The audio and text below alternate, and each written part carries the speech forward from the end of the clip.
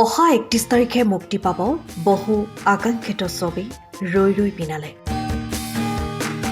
ৰৈ ৰৈ বিনালে ছবিখন চাবলৈ অধীৰ অপেক্ষাৰে বাট চাইছে ৰাজ্যবাসীয়ে। মুক্তিৰ পূৰ্বেই অভিলেখ গঢ়িছে প্ৰাণৰ শিল্পী জুবিন গাৰ্গৰ সপোনৰ ছবি ৰৈ ৰৈ বিনালে। ৰৈ ৰৈ বিনালে বেনাৰ পোষ্টাৰে ইতিমধ্যে চৌপাশ জুবিনময় হৈ পৰিছে। প্ৰাণৰ শিল্পীগৰাকীক শেষবাৰৰ বাবে চাবলৈ ৰাইজৰ মাজত আন এক উৎসাহ দেখিবলৈ পোৱা গৈছে। তিনিচুকীয়া ৰংঘৰ চিনেমা হলতো ৰৈ ৰৈ বিনালেৰ প্ৰস্তুতি। অনলাইন অফলাইন টিকট ৩ দিনলৈ বুকিং হোৱাৰ কথা জনায় কৰ্তৃপক্ষই। এটা দিনত তিনিচুকীয়া ৰংঘৰ চিনেমা হলত ৫টাকৈ দৰ্শনী উপভোগ কৰিব পাৰিব দৰ্শকে। বৰ্তমানলৈকে আৰু এতিয়া যেনেকৈ আমি মনে মনে ভাবিছিলোঁ তেনেধৰণে আমি সুন্দৰকৈ সজাই হলটো ৰাখিছোঁ আৰু ৩১ অক্টোবৰ লোকসকলৰ মানে বহুতো সঁহাৰি পাইছোঁ।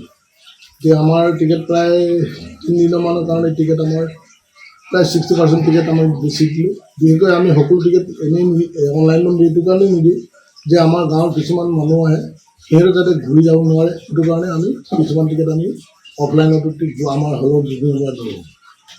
আৰু যিহেতু কিছুমান ঠাইত আপোনাৰ ৰাতিপুৱাই পৰা কিছুমান হেৰি কৰিছে, ইয়াত কেনেকুৱা কৰিছে?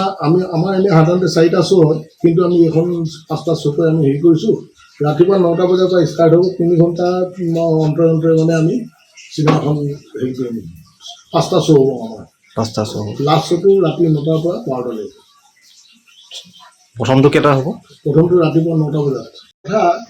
আমি মানে ৰাতিপুৱা 9টা বজাত যিটো শ্ব' হ'ব, এই আমি 8:30 বজাতে আমাৰ চিনেমা হলত টিকেট মানে বুকিং আমি খুলি দিম। গতিকে মানুহৰ যিবিলাক মানুহে যদি আগতীয়াকৈ টিকেট ল'ব বিচাৰে 8:30 বজাতে আহি পেলাই হলৰ কাউণ্টাৰৰ পৰা টিকেট ল'ব কৰিব পাৰিব। সময়ৰ খবৰ সময়ত পাবলৈ ফ'ল' কৰক টাইম অফ আছাম।